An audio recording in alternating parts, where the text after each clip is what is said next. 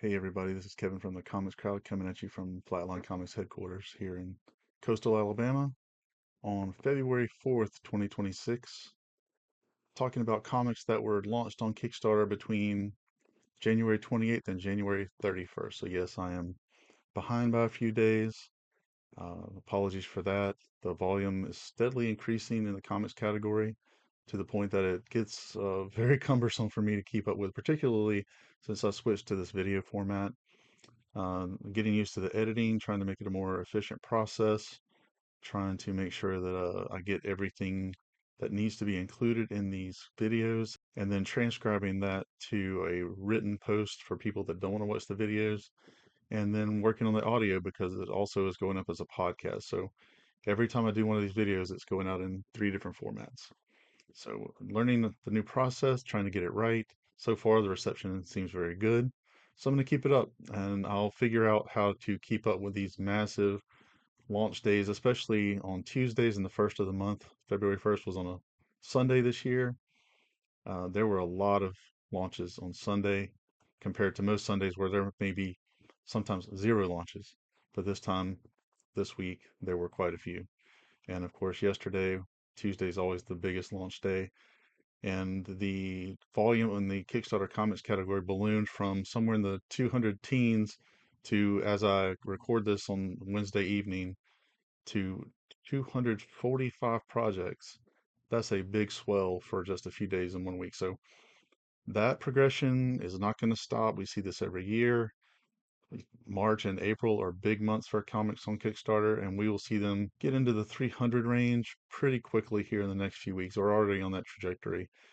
And that's both good and bad. I'm glad to see a healthy comics community. I'm glad to see lots of people making comics, lots of people consuming new comics, especially comics from creators who don't have another platform for getting their comics to readers. Like unlike professionals who are contracted by big time publishers and who have inroads into marketplaces that a lot of us don't have. So it's good to see so many people having this opportunity. On the flip side, it's hard to stand out.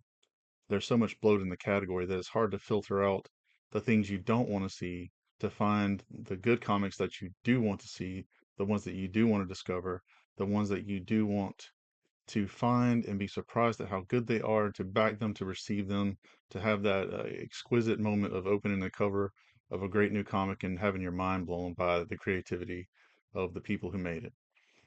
That's really hard to do with 245 books in the category right now. It's going to be harder when that goes up by another probably 30-40% over the next few weeks. But it's our burden to bear. Kickstarter isn't doing anything about it. They're not filtering anything differently. They're not curating anything differently. So it's up to us to make sure that our comics stand out. That doesn't mean I'm not going to call out certain issues when I see them. And I found a particular one on that launched during this window of January 28th to January 31st that I want to talk about. But first, let me just run through the launches that did occur between those days and make a couple of notes. Okay, just a few notes I wanted to talk about as we peruse the launches from the 28th to the 31st of January. Some things that I thought would be interesting to point out. I did choose four of these as comics I like, and I'll go over those in detail toward the second half of this post. As we look through these, a few notable items to be aware of. I see a few from fellow Substackers, Amrit Birdie, Michael Dolce. Hope I'm pronouncing that right, Michael. There's a corporate comic from Zenoscope, Kiri's Blood and Shadow one shot, making a lot of money right now. There's a relaunch, or maybe a second issue of the Octavia magazine from Mike Hoffman. Another launch from the ubiquitous, at least on Kickstarter, Dan Mendoza, I Beat Things With My Face 1 and 2, launching very frequently these days. There's another Unity Comics cosplay launch that has nothing to do with comics whatsoever, should not be in this category, but here we are. There's another AI generated porn cover mill with chainsaw cheerleaders from the same creator I pointed out last week who was using AI to generate covers and was very forthcoming, I thought, at least as forthcoming as he could be, with regard to his self disclosure of using AI. Few other things, and the last one launched during that time period was the Fantasy Book Club there, A Burning Beginning. One thing I did notice during the launches between the 28th and the 31st was that there was a creator who I followed for about a year and a half, who is, in my opinion, the most egregious abuser of the Kickstarter platform in terms of comics that I've seen at all. I'm not going to name this person. I'm not going to call them out individually. Posted about this many times via the comics crowd. I've reported the person to Kickstarter through their mechanisms. They've said there was no wrongdoing, but let me explain exactly what's going on here. This is somebody who, at this point in time, on the 4th of February 2026, has 17 outstanding Kickstarters that have not been fulfilled at all, dating back to October of 2024. That is over $238,000 worth of funding that this person has not provided rewards for. They've not made the rewards, they've not been shipped. These are completely unfulfilled campaigns dating back that far. This creator is still launching monthly, being 17 campaigns behind. Kickstarter's doing nothing about it. But this is the kind of problem that we're seeing on the platform. This is the kind of bloat that is bad for the community.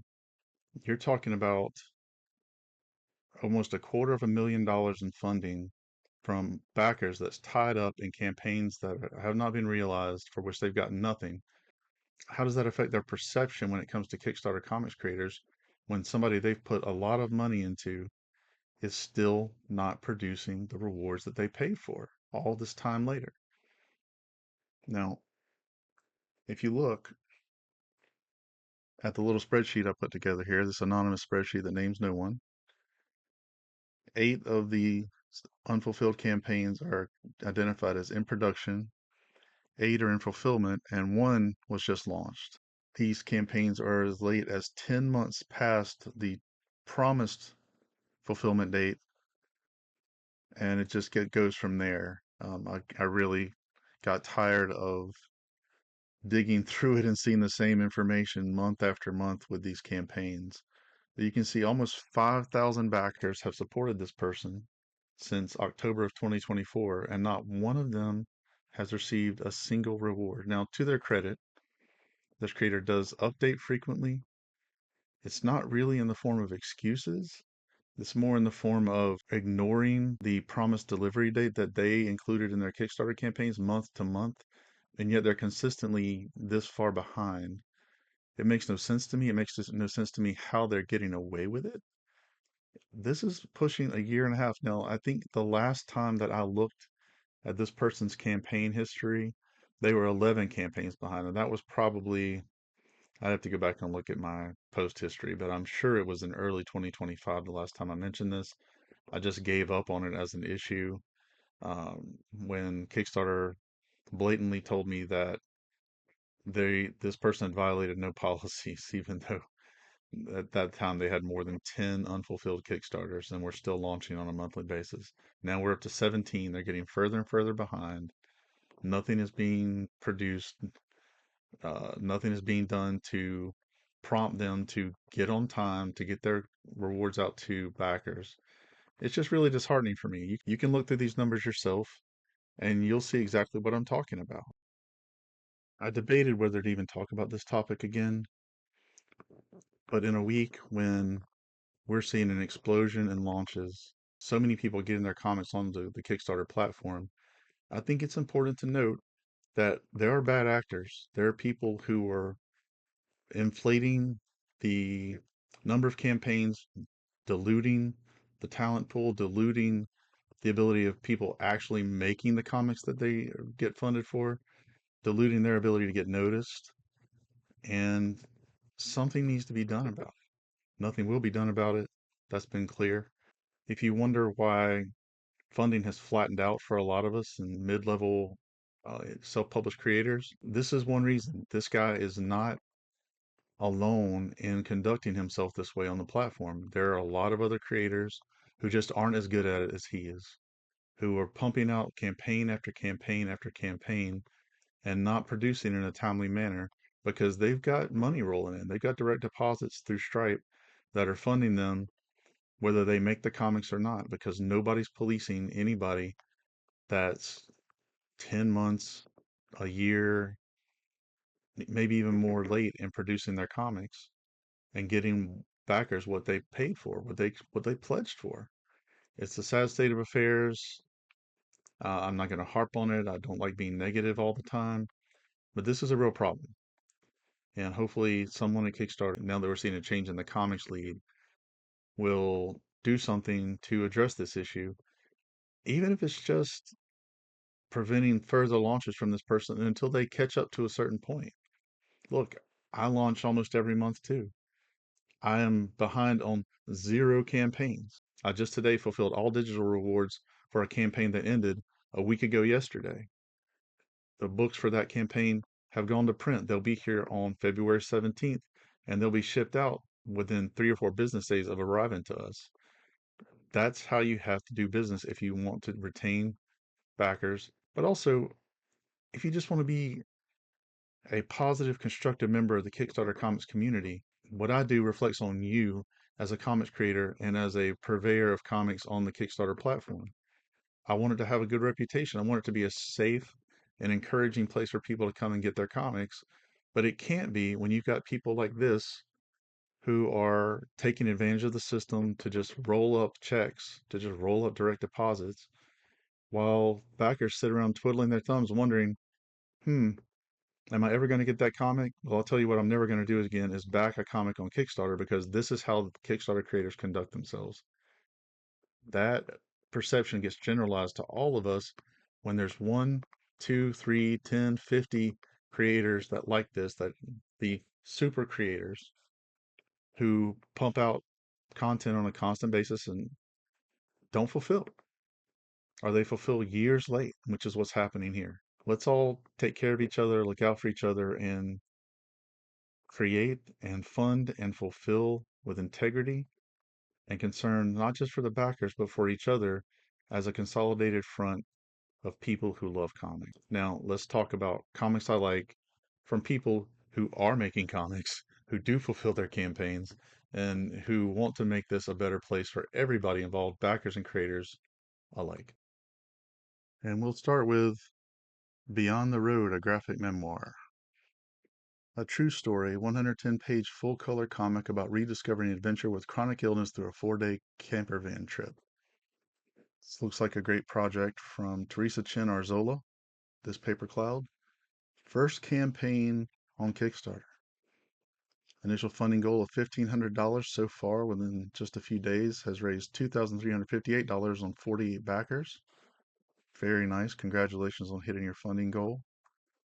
Very tiny cover image, but I can tell that it's a nice cover image. Please make those cover images big and bold so we can see them and appreciate them and allow them to work their magic and make us want to pledge a campaign. Beyond the Road takes you through an RV adventure down California's Big Sur coast. I set out with my partner and our Pomeranian Titan, navigating the winding Pacific coastline alongside the challenges of my health. Years ago, travel was a core part of who I was until chronic illness forced me to slow down and trade my spontaneity for control. This trip shares my journey back to adventure, one cautious mile at a time. Now, I'll tell you what caught my eye on this is the artwork. This is somebody who knows how to make a comic. Very attractive lettering, a very unusual lettering style, but it seems like such an organic part of the page. And this almost watercolor style of art that she's using here is very appealing. You can see the changes in perspective, the changes in scale, just beautiful work. And very different in terms of the types of artwork you see on Kickstarter. So really caught my attention. I like the fact that we've got a first time creator on Kickstarter making such a gorgeous book and being successful right off the bat. Let's look at the rewards. Got a digital version of the book, a PDF for $10, very fair. And then a physical book for $22 plus shipping. Estimated delivery in April of 2026, March 2026 for the digital. Highly recommend. Go check this out. Support a first time creator who's doing it right. Ones and Zeros #1, a sci-fi horror from fellow Substacker Michael Dolce. An AI has overtaken humanity in secret. When a team of hacktivists discovered in the code, it leads them to Area 51. Good, fun Area 51 story. Asking for $1,000 has already doubled that amount. Congratulations, Michael. 110 backers, 6 days to go. So still plenty of time to support this one, even though I'm late on my Comics I Like report for this period of January 28th through the 31st. Story synopsis. What if AI wasn't created by humans but crash landed here at Roswell in 1947? And what if that crash was no accident? Did the aliens send it here on purpose to destroy us? And what happens when they return? It's aliens versus AI with the fate of humanity hanging in the balance in this Matrix meets Independence Day sci-fi horror tale. This is not Michael's first rodeo. You're going to get the comic you pledge for. You're going to get it on time. And it's going to look amazing, just as it does in the art samples they provide. Big, bold cover, easy to see image that just blows your mind with the complexity of it, with the sci-fi appeal of it. Really love it. And look at the detail in the artwork here. And all the buildings, all the tiny figures in the crowd scene. Very nice work. Let's look at the rewards. Digital PDF for ones and zeros #1, $8. Estimated delivery in March of 2026, so we're talking about next month. Physical edition with cover A at $15 plus shipping. Estimated delivery in April of 2026, so just a couple of months away. That's very fair. Fast service, reliable service. You're going to get what you pay for. You're going to get it on time. And third, from another first-time creator, The Death Poem of Sensei Otoro by Jonathan Mayberry. Jonathan Mayberry's spellbinding story about an aging samurai in a zombie-infested feudal Japan. Seeking $5,618. Off to a little bit of a slow start at $1,750 on 43 backers. But I'm telling you, this project deserves support. Go check it out. First time creator, at least in terms of Kickstarter, Christopher Sequeira is bringing you this book, a 40-plus page graphic novel based on a story by Jonathan Mayberry, who's written for Marvel, Black Panther, Captain America, Wolverine. Check out that cover. I mean, brutal, no holds barred. Reminds me of a 70s movie poster. And I was even more impressed with the interior art. Undead Samurai. But look at the dynamism that's inherent in this work. The fight scenes, the motion from panel 1 to panel 4 on this page just flows beautifully, horribly, violently, but just a remarkable comics work that deserves your attention, deserves your support. So 40 plus pages. Let's look at the rewards. This is coming from Australia, so keep that in mind when you're thinking about shipping. But there's a PDF version for $7 US, so you don't have to ship it. You can just put it right on your tablet or phone. Print edition, $21, which for a 40-page book may seem a lot, but in the Kickstarter comics economy, that's probably right on the money. But you're going to be talking about shipping from Australia, and international shipping is wild right now. So you have to factor that in. You're probably doubling your cost or more with a print edition. That doesn't mean you shouldn't do it to support this creator, but it's just something to keep in mind. And that thankfully there's a digital version. But this is gorgeous work. Hyper violent, reminds me of comics from a bygone era.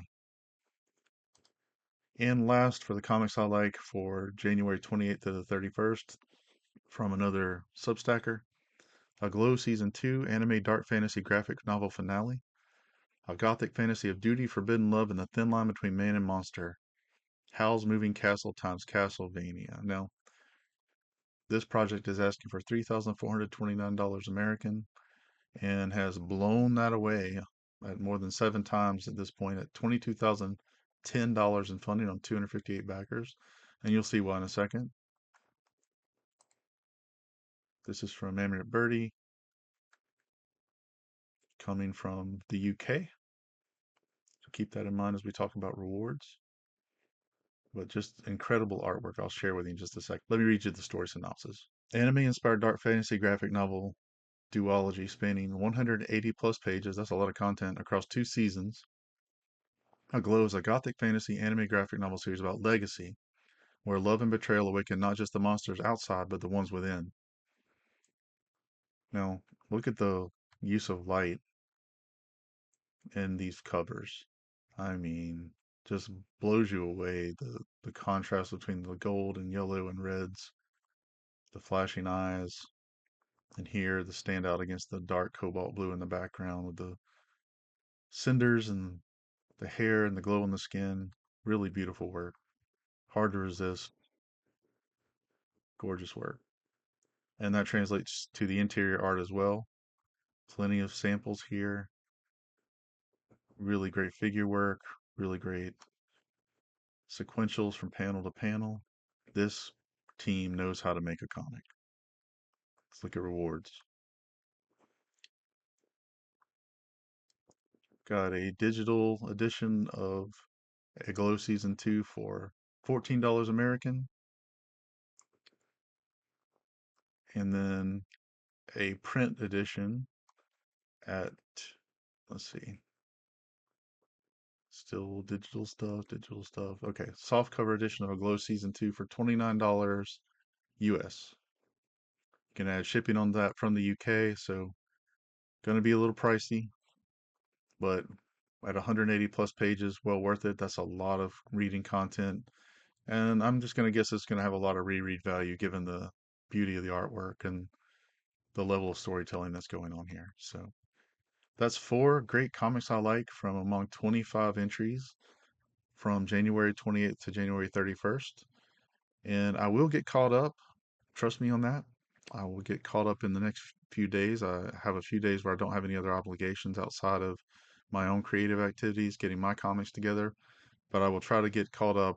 Here's hoping I can make that happen. I like the video format very much. It seems to be well received, and I'll keep plugging away at it. So I'll see you again in a couple of days.